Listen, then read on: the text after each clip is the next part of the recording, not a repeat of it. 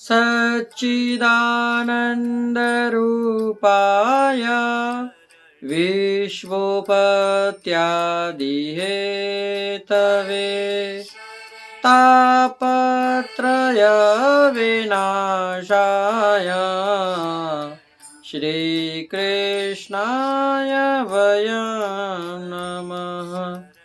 पुष्टिमार्गीय सर्वज्ञ करुणारसपूरित श्रेष्ठफलप्रदाता च तस्मै श्री गुरुवे नमः। जय श्री कृष्ण, राधे राधे। जय श्री वल्लभ प्रियजनों, दास का प्रणाम स्वीकार करें। आज ये दास आपके सामने एक ऐसे वैष्णव सेवी संत की कथा लेकर आया है जिसकी कथा सुनेंगे तो आपको भी ये लगेगा कि ये क्या ऐसे ऐसे दीनहीन जिनके प्रताप बल से एक मरी हुई बचिया भी जीवित हो गई। ऐसे परम संत कहते हैं जहां जब आप सत्य के मार्ग पर चल रहे हो, आप बिल्कुल धर्म पद पर चल रहे हो, उस समय आपसे द्वेष रखने वाले बहुत होंगे, बहुत।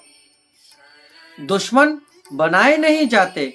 जब आप सफलता की सीढ़ियों को चढ़ते हैं तब दुश्मन अपने आप ही बनते जाते हैं। क्यों कि इस कलयुग के अंदर आपको कोई भी सफल नहीं देख सकता है। वह ये ही जानेगा, अरे ये कैसे सफल हो गया, इसका पैर पकड़ के खींचो, इसको नीचे गिराओ, इसको ये कर दो। अरे क्यों?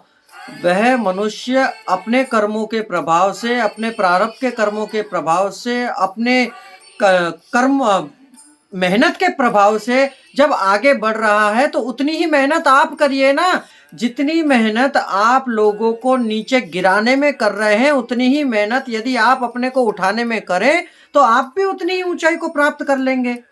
क्यों आपके मन में ये भावना जगती है?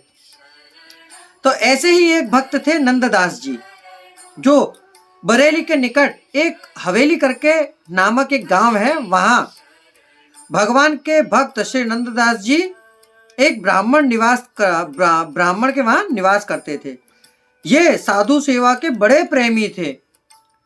इसी से उस गांव का एक ब्राह्मण इनसे इतना भारी द्वेष रखता था, मानो कि जाने इतना द्वेष कि देखिए, जब आप कोई धर्म कर्म का कार्य करेंगे ना, तब आपके विरोधी अचानक ही उत्पन्न हो जाएंगे। जब तक आप कुछ नहीं करेंगे तो लोग आपसे बोलेंगे निठल्ला है, आवारा है, ये है, वो है, फलाना। जब आप कुछ करेंगे तब लोग बोलेंगे कि आपके पास, जब आपके पास द्रव्य नहीं होगा तब लोग आपको बोलेंगे कि अरे कितना गरीब है, कितना लाचार है, बेचारा भिखारी है, बेचारा ये। जब आपके पास द्रव्य आएगा तब बोलेंगे कि गलत मार्ग से पैसा कमा रहा है, ये कर रहा है। समाज है प्रियजनों, समाज के मुंह पर कपड़ा नहीं मार सकते हैं, मारने वाले का हाथ पकड़ सकते हैं, बोलने वाले की जबान नहीं पकड़ी जाती है। ऐसा ही इसने एक बार क्या किया, मरी हुई बचिया लाकर नंददास जी के खेत में डाल दी और इन्हें गाली देने लगा। सर्वत्र यह प्रचार करने लगा कि अरे नंददास जी ने अपने खेत में चरती हुई बचिया को मार डाला, अब तक उसके खेत में पड़ी है, चलो देखो। नंददास जी के समीप रहने वाले एवं आने जाने वाले साधुओं से भी लड़ने लगा कि अरे तुम कैसे वैष्णव हो, गायों के हत्यारों के यहाँ रहते हो। ये जो हिंदू होगा वह गाय को कभी नहीं मारेगा, वह गाय को पूजता होगा, ये वो फलाना। ये तो कोई अन्यत्र जाति का गया बीता बिगड़ा है, अभागी है। नंददास जी को जब यह बात मालूम हुई तो संतों को साथ लेकर अपने खेत पर गए और उन्होंने उस बचिया को चरणामृत दिया। जैसे ही चरणामृत दिया तो बचिया तो एकदम से हार्न फटकार मार के और जीवित हो गई। यह देखकर उनसे द्वेष करने वाले सभी उनके चरणों में आ पड़े। फिर नंददास जी तो शरणागतों को भक्ति भाव देकर कृतार्थ कर दिया।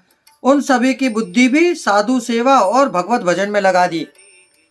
सत का संग करोगे तो सत्संगी बनोगे, दुराचार का संग करोगे तो दुराचारी बनोगे।